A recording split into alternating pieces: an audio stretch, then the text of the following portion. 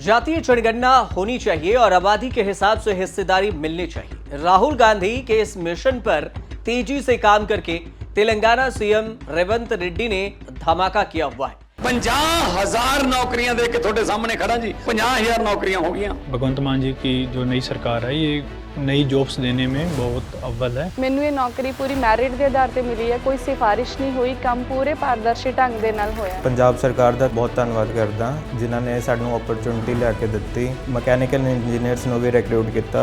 अब तक 50,000 से अधिक सरकारी नौकरियां युवाओं को प्रदान की जा चुकी हैं। ये है नया पंजाब, ये है रंगला पंजाब। जातीय जनगणना ऐसा मुद्दा है जिसे राहुल गांधी ने गर्म करके रखा और बीजेपी के खिलाफ मोर्चा भी खोला, बीजेपी को बैकफुट पर भी धकेला।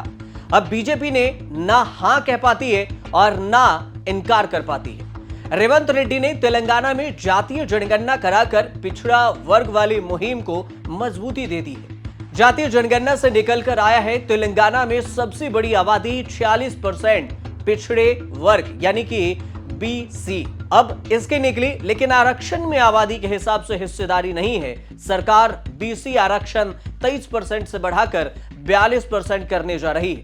डिप्टी सीएम मल्लू भट्टी विक्रमार्क ने ऐलान कर दिया है कि मार्च में सरकार बाकायदा बिल पेश करके पिछड़े वर्ग के लिए आरक्षण 42% कर देगी और इससे स्थानीय निकाय चुनाव में सरकारी नौकरियां और एडमिशन में 42% आरक्षण मिलने लगेगा। 2023 का चुनाव लड़ते समय कांग्रेस की गारंटी वाले घोषणा पत्र से अलग रेवंत रेड्डी ने खुद बैकवर्ड क्लास के लिए कामेरा रेड्डी घोषणा पत्र पर दस्तखत किए थे। कामेरा रेड्डी घोषणा पत्र में वादा था कि सरकार बनी तो 6 महीने में जातीय जनगणना के आधार पर बैकवर्ड क्लास आरक्षण 42% कर दिया जाएगा और चुनाव में कांग्रेस की जीत में इसे मास्टर स्ट्रोक भी माना गया। अब थोड़ी देर से ही सही, लेकिन रेवंत रेड्डी उसी कामर रेड्डी के वादे पूरा करने में लगे हैं। अब बैकवर्ड क्लास का आरक्षण डबल करने के साथ ही रेवंत सरकार एक और खेल कर रही है जिससे बीजेपी के तन बदन में आग लग गई है। बैकवर्ड क्लास में मुसलमानों को शामिल करके आरक्षण का फायदा बढ़ाने की तैयारी कर रही है, वो भी रेवंत रेड्डी सरकार। मोदी सरकार में गृह राज्य मंत्री और तेलंगाना बीजेपी नेता बंडी संजय कुमार सवाल उठा रहे हैं कि मुसलमानों को पिछड़े वर्ग में कैसे शामिल किया जा सकता है। अब बंडी संजय इसे बैकवर्ड क्लास और हिंदुओं के साथ अन्याय कह रहे हैं। बीजेपी तो यहां तक दावा कर रही है कि तेलंगाना में गिनती ठीक से नहीं हुई है और ओबीसी तो 61% है, जबकि सरकार जातीय जनगणना में 46% बता रही है इसे। बीआरएस सरकार के जो समग्र कुटुंब सर्वेक्षण यही आंकड़े 61 नहीं 51% से बता रही है। अब समग्र कुटुंब सर्वेक्षण कभी ऑफिशियल नहीं होगा और केसीआर सरकार ने न तो कैबिनेट में पास करवाया और न विधानसभा में पेश किया। जातीय जनगणना से यह निकला कि तेलंगाना में नॉन मुस्लिम ओबीसी आबादी 46% से ज्यादा है। अब करीब 11% मुसलमान बैकवर्ड क्लास से आते हैं। हिंदू मुसलमान बैकवर्ड क्लास अगर मिलाकर देखा जाए तो करीब करीब 56% होता है। 17.5% अनुसूचित जाति के और 10.5% होते हैं अनुसूचित जनजाति के लोग।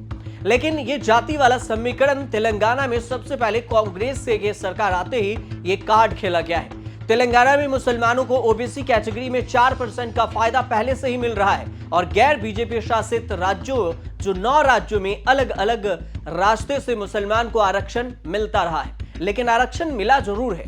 बीआरएस सरकार सफाई देती रही है कि 4% मुसलमान आरक्षण धर्म के आधार पर नहीं बल्कि उनकी सामाजिक आर्थिक स्थिति के आधार पर मिला हुआ है। बैकवर्ड क्लास को अगर देखा जाए तो 42% आरक्षण देने के चुनावी वादे को पूरा करने में बस अड़चन ये है कि इससे 50% आरक्षण की लिमिट टूटेगी और जब ये लिमिट टूटेगी तो बवाल भी हो सकता है। इसको पूरी तरह लागू करने के लिए मोदी सरकार को संसद के रास्ते कुछ करना होगा। अब तेलंगाना का प्लान समझाने के लिए रेवंत रेड्डी पीएम मोदी से मिलने का अब प्लान बना रहे हैं ताकि इस पर बातचीत हो सके। मांग करेंगे कि आरक्षण के 50% लिमिट बढ़ाने के लिए कुछ करिए ताकि तेलंगाना में यह आरक्षण की लिमिट भी आगे बढ़े, मतलब आरक्षण की लिमिट टूट जाए 50% से। 117 विधायकों की तेलंगाना विधानसभा में 64 विधायकों के दम पर सरकार बिल पास करा सकती है, लेकिन 42% से तेलंगाना में आरक्षण 62% हो जाएगा, जो 50% वाली लिमिट से बहुत आगे होगा। सुप्रीम कोर्ट में शिकायत भी हुई आरक्षण को लेकर, और आरक्षण कितना होगा, आरक्षण गिरना तय भी माना जाएगा। अब बिहार में नीतीश कुमार ने इसी तरह आरक्षण 65% किया था, लेकिन पटना हाई कोर्ट ने होने नहीं दिया। सुप्रीम कोर्ट ने भी पटना हाई कोर्ट की मनाही को बनाए रखा, लेकिन तेलंगाना में यह पेच फंसना बाकी है। मोदी सरकार की दुविधा यह होगी कि अगर विरोध किया तो ओबीसी बीसी में गलत मैसेज जाएगा, और अगर सही किया तो कांग्रेस को फायदा होगा। अब पहले से राहुल गांधी ने माहौल बनाया हुआ है कि बीजेपी आरक्षण खत्म करना चाहती है। समर्थन इसलिए नहीं करना चाह रही है कि पूरा क्रेडिट राहुल गांधी, कांग्रेस और रेवंत रेड्डी को चला जाएगा। ऐसे हिसाब से देखा जाए तो मुसलमानों को आरक्षण का समर्थन कर नहीं सकते, और लोकसभा चुनाव के समय तेलंगाना में ही मोदी ने कहा था कि जब तक मोदी जिंदा है दलित, आदिवासी, ओबीसी का आरक्षण मुसलमानों के पास जाने नहीं देंगे। मुसलमानों के पास ही आरक्षण रहेगा, उनके पास से नहीं जाएगा।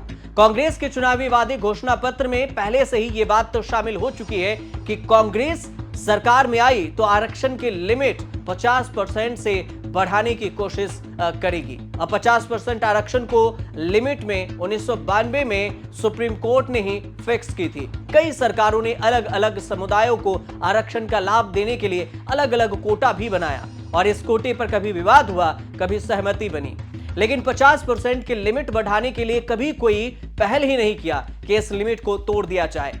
सुप्रीम कोर्ट में पहुंचा भी तो इसे सुप्रीम कोर्ट ने नकार दिया, और इससे हर आरक्षण सुप्रीम कोर्ट में गिरता रहा। अब तेलंगाना में देखना होगा कि क्या कुछ होगा। फिलहाल आपको शेष भारत कैसे लग रही हो, हमें कमेंट कर बताइएगा, और देखते रहिए न्यूज़ तक।